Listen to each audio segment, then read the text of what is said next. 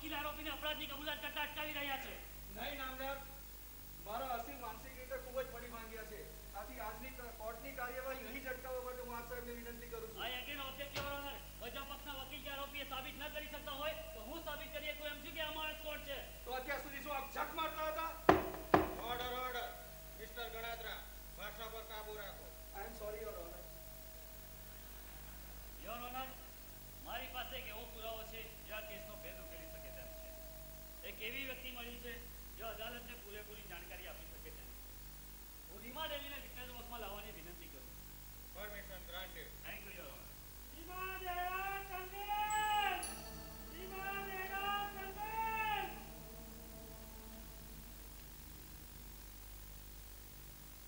આપનું નામ? રીમા. પૂરું નામ? રીમા જયરાજ ટંડેલ. ક્યાં રહો છો તમે? 3D Walkeshwar road. આ માણસને ઓળખો છો? હા, કોણ છે તે? એ મારા પતિ મિસ્ટર જયરાજ ટંડેલ છે. નાદર ના, શું કામ મારા ઘરે બોલો છો? આહા, બરાબર ધ્યાનથી જુઓ બેન. તો એ તમારો પતિ છે? 10 વર્ષ મેં એની સાથે કાઢ્યા છે સાહેબ. અરે મેં તો તમને જોયા સુદ્ધા નથી. એક મિનિટ બેન, તમારા લગ્ન ક્યારે થયા? 10 વર્ષ પૂર્વે. એની કોઈ સાબિતી? જી, આ અમારા લગ્નનો આલ્બમ. અરે વાહ, આમાં તો વરરાજાના કેટલા બધા ફોટોગ્રાફ છે. બેન, બીજી કોઈ સાબિતી? જી, આ એમનું ડ્રાઇવિંગ લાયસન્સ. તમારા પતિનું છે? જી, એમાં એમનો ફોટો છે. ઓ, બીજી કોઈ સાબિતી? આ મુંબઈ યુનિવર્સિટીનું સર્ટિફિકેટ, જેમાં પણ એમનો ફોટો છે. Oh my God. હવે કહો, કહેવાતા મિસ્ટર દલાલ, કહો કે તમે કોણ છો? નામદાર, ફોટા બધા જે ફોટા છે તે બધા મારા જેવા છે. પણ હું એમનો પતિ નથી. જે શું થઈ ગયું છે તમને? હું જય નથી, અમર છું અમર. નહીં જઈ નહીં. મારે પૈસા સોસાયટી નથી જોઈતા. કોઈ બહેનોની જિંદગી મને શું હશે છે? એક મિનિટ બેન, એક મિનિટ. આ પૈસા નથી જોઈતા, બેનામી જિંદગી એટલે? મારા પતિ સ્મગલિંગનો ધંધો કરે છે. હા હા, પણ તેનું શું? ખોટું નહીં બોલું સાહેબ. આ જીતેન્દ્ર દલાલના બોસ એમના પાર્ટનર છે. અચ્છા બેન, તમારા હસબન્ડ 10મી ઓગસ્ટે બેંગ્લોર જવા રવાના થયા હતા? એમણે બેંગ્લોર જવા માટે ટિકિટ તો બુક કરાવી હતી, પણ એક અગત્યનું કામ આવી પડવાથી ટિકિટ બીજાને આપી દીધી. પછી? આ બીજે દિવસે બાઇક કાર રવાના થઈ. અચ્છા, એટલે બેંગ્લોર ટ્રેનમાં ગયા જ નથી? ના, તો પછી જયરાજ ટંડેલ તરીકે ઓળખવાની શા માટે ના પાડે છે? એના મનમાં એક મેળી રમત છે સાહેબ. એની રમત કઈ? એ ગયા ત્યારે એમની બેગમાં ભાગીદારીના ₹30 લાખ રોકડા હતા. બેંગ્લોર જતો પ્લેન અકસ્માતમાં સપડાયું એટલે પોતાની જાતને મરેલા જાહેર કરી એ ઇન્ડિયા છોડી જવાની પેરવી કરી રહ્યા છે. તમને કોણે કહ્યું? મિસ્ટર જીતેન્દ્ર દલાલે. તો પછી અમર દલાલ તરીકે ઓળખાવી અહીં હાજર શા માટે થયા? જય નથી, હું અમર નથી, હું કોઈ નથી, હું કોઈ નથી. ડોક્ટર જગન્નાથ ચટ્ટોપાધ્યાય, આપ પોતે જ? Yes your honour. નોબેલ પારિતોષિક વિજેતા, ડિગ્રીએટ ન્યુરોસર્જન, ઇન્ડિયન મેડિકલ રિસર્ચ સેન્ટરના ચેરમેન મારી સામે ઊભા છે અને હું ઓળખી ન શક્યો એ મારું દુર્ભાગ્ય છે. યોર ઓનર, આપની રજા હોય તો હું આ કેસ બાબતે ખૂબ જ મહત્વની રજૂઆત કરવા માંગુ છું. You may proceed. Thank you your honour.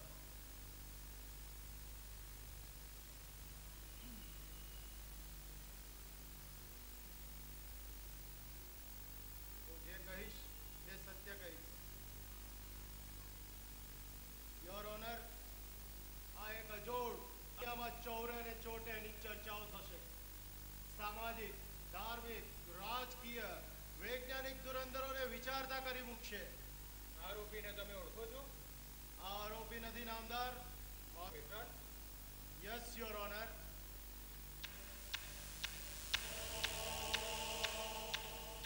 10મી ઓગસ્ટ રાત્રે મુંબઈથી બેંગ્લોર જતા પ્લેનને અકસ્માત થયો હતો એ તો આપ સૌ જાણો જ છો.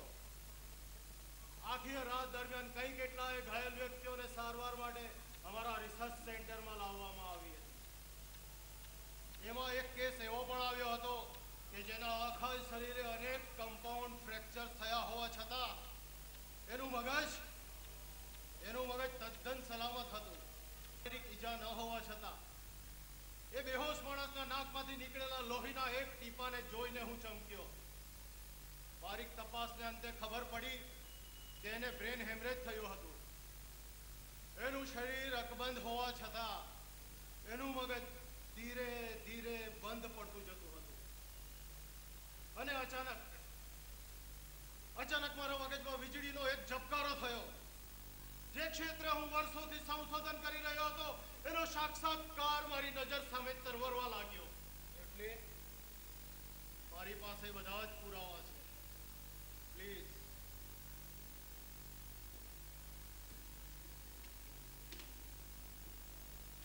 કાર અને ઘટના સ્થળના વેઇટ અને સૌથી મહત્વની બાબત આ વિડિયો સીડી. આખા બ્રેન ટ્રાન્સપ્લાન્ટેશનના ઓપરેશનની સ્ટેપ બાય સ્ટેપ ઉતારવામાં આવેલી આ વિડિયો સીડી મારી અભૂતપૂર્વ સિદ્ધિનો નક્કર પુરાવો. મગજની બદલી કોનું મગજ કોનું બ્રેઇન આ બધું શું છે ડોક્ટર? ડોક્ટર, તમે શું એમ કહેવા માંગો છો કે કાર અકસ્માતમાં મળી આવેલી વ્યક્તિના શરીરમાં તમે પ્લેન અકસ્માતવાળી વ્યક્તિનું મગજ મૂકી દીધું હતું? એક્ઝેક્ટલી. મેં જયરાજ ટંડેલના શરીરમાં મિસ્ટર અમર દલાલના મગજનું આરોપણ કર્યું. તો હું કોણ? કાર ચલાવતી વ્યક્તિનો ચહેરો આરોપીને આબેહૂબ મળતો આવે છે. યોર ઓનર, આ આખો પ્રોજેક્ટ મેં ટોપ સિક્રેટ રાખ્યો હતો. વધુ વિગતમાં નહીં ઉતરું, પણ પેશન્ટ જ્યારે ભાનમાં આવે ત્યારે એને કોઈ પણ પ્રકારનો આંચકો ન પહોંચે એટલા માટે અમે એને હોસ્પિટલમાં રાખવાને બદલે એક સીધા સાદા રૂમમાં રાખ્યો હતો. એને બધી જ રીતે અમે કાળજી લીધી હતી, પરંતુ અકસ્માત તો જુઓ. અચાનક એક મોડી રાત્રે ભાનમાં આવ્યો અને બારી કૂદીને નાસી છૂટ્યો. ડોક્ટર, તમારા ઘરેથી હું ભાગી છૂટ્યો હતો. યસ માય ફ્રેન્ડ, તારા નાસી ગયા પછી તો હું પાગલ જેવો થઈ ગયો હતો. સોરી યોર ઓનર, પણ ગઈકાલે અખબારમાં આવેલા આ મુકદ્દમાના અહેવાલને જોઈને હું ચોંક્યો. આ અહેવાલ જ મને અહીં સુધી દોરી લાવ્યો. યોર ઓનર, મારી આ સફળતાથી સમગ્ર માનવજાત માટે એક નવી દિશાના દરવાજા ખુલે છે. એ તમારી દિશા જાય જન્મમાં ડોક્ટર, પણ હું કોણ? You are a unique human being. આજથી દુનિયા આખી તમારી હસ્તીની નોંધ લેશે. અરે દુનિયા જાય જન્મમાં, મારી આ નાનકડી દુનિયાનું શું? મારા ઘરનું શું? હું કયા ઘરનો, કયા ઘાટનો? હું કોણ? મારું નામ શું ડોક્ટર? મારું ઓળખાણ શું? એ કામ નામદાર અદાલતનું છે.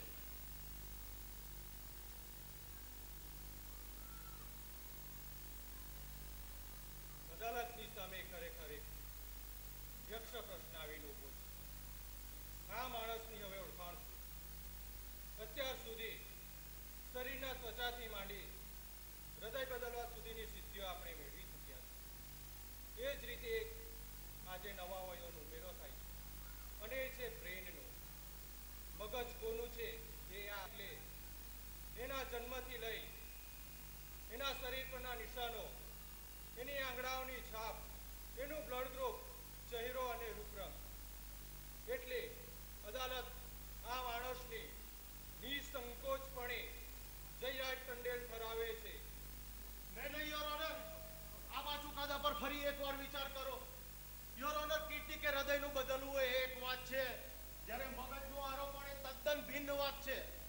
જુદી રીતે કહું તો મેં મિસ્ટર જયરાજ ટંડેલના શરીરમાં અમર દલાલનું મગજ નહીં, પરંતુ અમર દલાલના મગજની સાથે મેં જયરાજ ટંડેલનું શરીર જોડ્યું છે. એથી શું ફરક પડે? ઘણો જ ફરક પડે છે માય ફ્રેન્ડ, ઘણો જ ફરક પડે છે. ઘટનાઓ આ દુનિયામાં બની જ છે ને, એવા માણસની યાદો, ભાવનાઓ, લાગણીઓ બદલાતી નથી. તમે જો શરીરને સાધન કરતા હોવ તો સારા ખાદ્ય માટે સારા શરીરની જરૂરિયાત નથી સમજતા? મિસ્ટર તન્ના, તમે જ્યારે લોહી લેવા જાઓ છો ત્યારે કદી વિચારો છો કે આ લોહી કોનું છે, સજ્જનનું કે દુર્જનનું? જ્યારે કિડની ટ્રાન્સપ્લાન્ટ કરાવવા જાઓ છો ત્યારે કદી વિચાર્યું છે કે આ કિડની કોની છે, માતાજીની કે મવાલીની? એક હાથી જેવા પ્રાણીનું મસ્તક જો ગણપતિ જેવા ભગવાનના શરીરમાં રોપી શકાતું હોય તો એક મવાલી માણસના શરીરમાં એક સજ્જનનું મગજ કેમ ન રોકી શકાય? Why not? અરે આ તો પુરાણી કથા છે. તો આ એક સત્ય કથા છે. નામદાર, આ માત્ર અવયવોની અદલા બદલી નથી, ચિરંતન શાશ્વતની એક અમૂલ્ય ભેટ છે. આજ પછી કોઈ આઈન્સ્ટાઈન મરશે નહીં કે કોઈ રવિન્દ્રની વીણા પણ બંધ પડશે નહીં. એનાથી ઉલટું થાય તો એટલે હિટલર, મુસોલિની, હિટલમેન જેવા લોકો પોતાના મગજનું આરોપણ કોઈ 22-23 વર્ષના યુવાનના દેહમાં તમારી પાસે બળજબરીથી કરાવશે ત્યારે તમે શું કરશો? ઇમ્પોસિબલ, હું એવું હરગીજ ન કરું. જ્યારે કોઈ 80 વર્ષની ડોશીના શરીરમાં કોઈ 20 વર્ષના યુવાનું મગજ રોપવામાં આવશે ત્યારે ઓર્ડર ઓર્ડર. વકીલો સિવાય આ ચર્ચામાં ભાગ લેવાનો કોઈને હક નથી.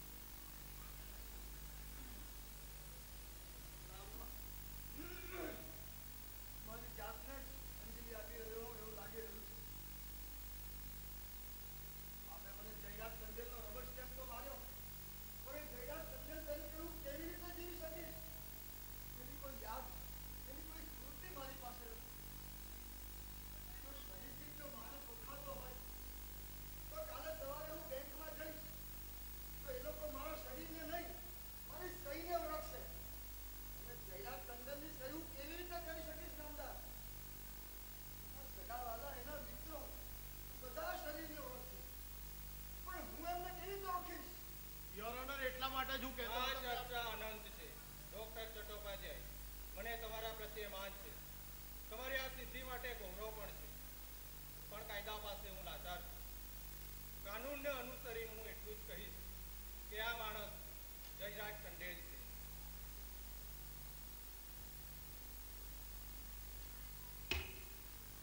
જતા પહેલા આપ મારી ચેમ્બરમાં આવશો તો મને ઘણા આનંદ થશે.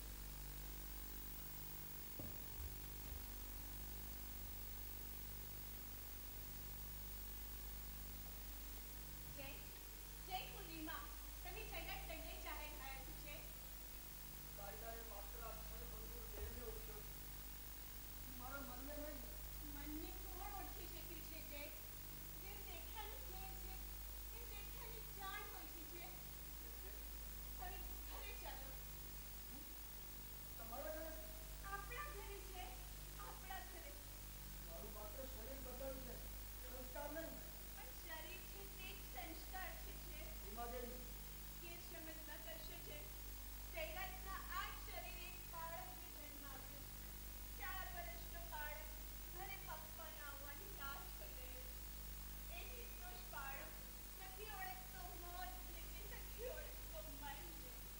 એ તો ફક્ત શરીરને ઓળખે છે જય, ફક્ત શરીરને.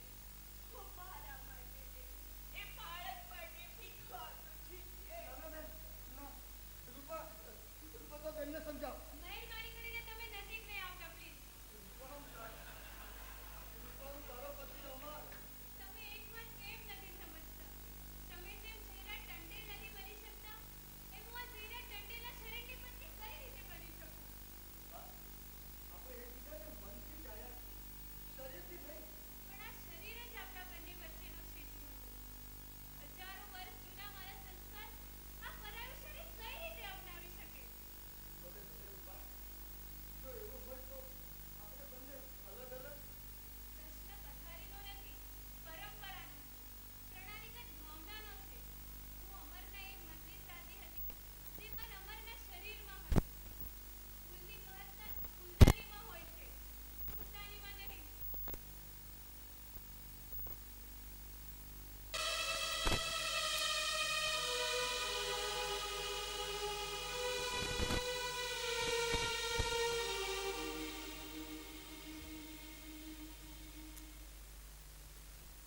આ શું કર્યું? આ શું કર્યું તમે ડોક્ટર? હું તો ના ઘરનો રહ્યો ના ઘાટનો. ત્રિશંકુ બની ગયો, ત્રિશંકુ. બે સમાંતર પાટાઓ વચ્ચેનો પથ્થર બની ગયો, પથ્થર. તમે મને આ શરીર તો આપ્યું ડોક્ટર, પણ મારામાં રહેલો આ